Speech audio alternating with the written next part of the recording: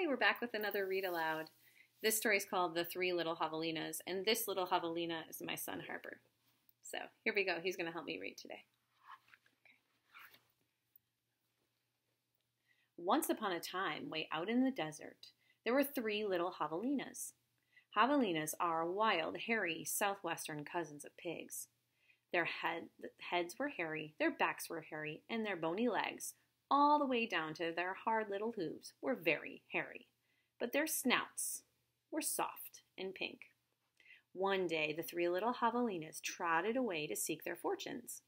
In this hot, dry land, the sky was almost always blue. Steep purple mountains looked down on the desert, where the cactus forest grew. Soon the little javelinas came to a spot where the path divided, and each one went a different way.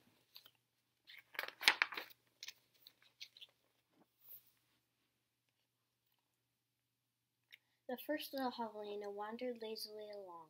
He didn't see a dust storm rolling across the desert until it caught him.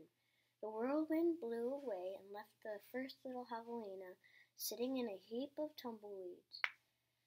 Brushing himself off, he said, "I'll build a house with them," and in no time at all he did. Then along came a coyote. He ran through the desert so quickly and so quietly that he was almost invisible. In fact, this was only one of Coyote's many magical tricks. He laughed when he saw the tumbleweed house and smelled the javelina inside. A tender, juicy piggy, he thought.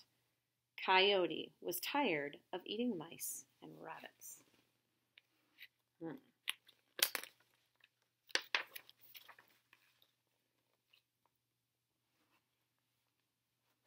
He called out sweetly, little pig, let me in." "Not by the hair of my chinny chin chin," shouted the first javelina, who had a lot of hair on his chinny chin chin. "Then I'll huff and I'll puff and I'll blow your house down," said the coyote. And he huffed and he puffed and he blew the little tumbleweed house away. But in all the hullabaloo, the first little javelina escaped and went looking for his brother and sister. Coyote, who was very sneaky, tiptoed along behind him.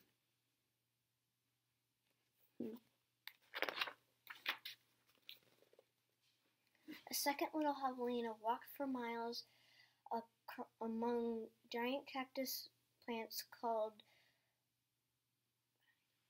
Saguaros. They held their ripe red fruit high in the sky, but they made almost no shade, and the little javelina grew hot.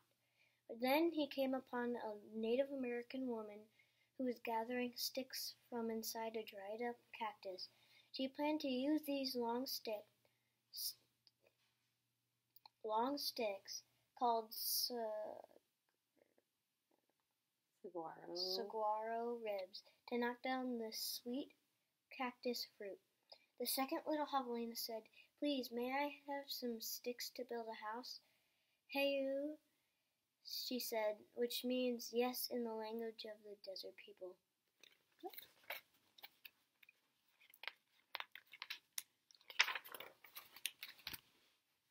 When he was finished building his house, he laid down in the shade. Then his brother arrived, panting from the heat, and the second little javelina moved over and made a place for him. Looks like a cozy little house.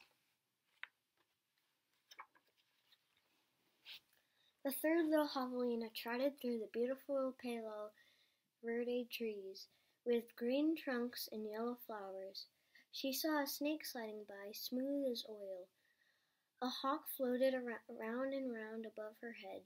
She came to a place where a man was making adobe bricks from mud and straw.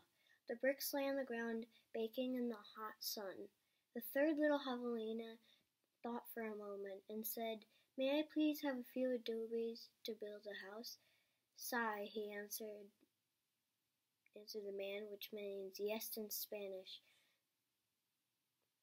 the brickmaker's language. See. See.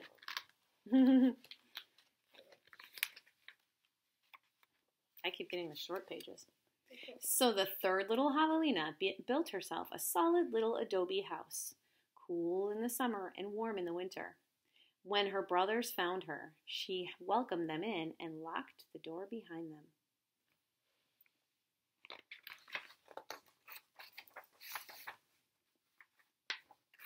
Your turn.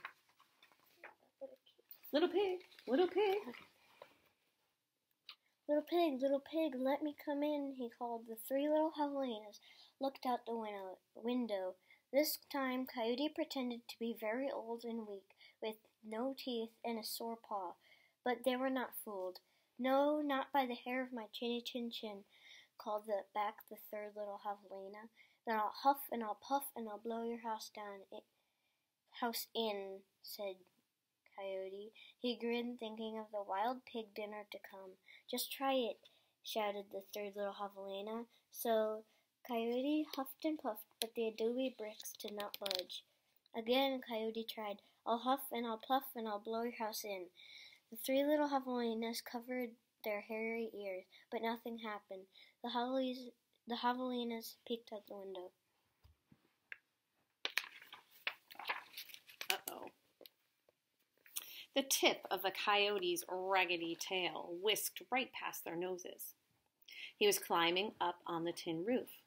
Next, Coyote used his magic to make himself very skinny. The stovepipe, gasped the third little javelina. Quickly, she lighted a fire inside her wood stove. What a feast it will be, Coyote said to himself. He squeezed into the stovepipe. I think I'll eat them with red-hot chili sauce. Whoosh! Sizzle!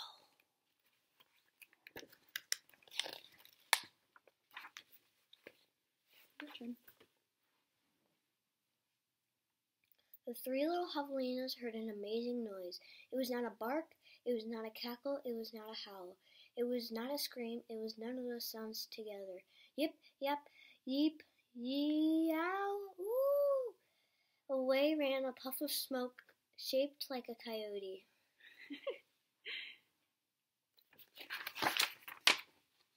The three little javelinas lived happily ever after in the adobe house. And if you ever hear Coyote's voice way out in the desert at night, well, you know what he's remembering.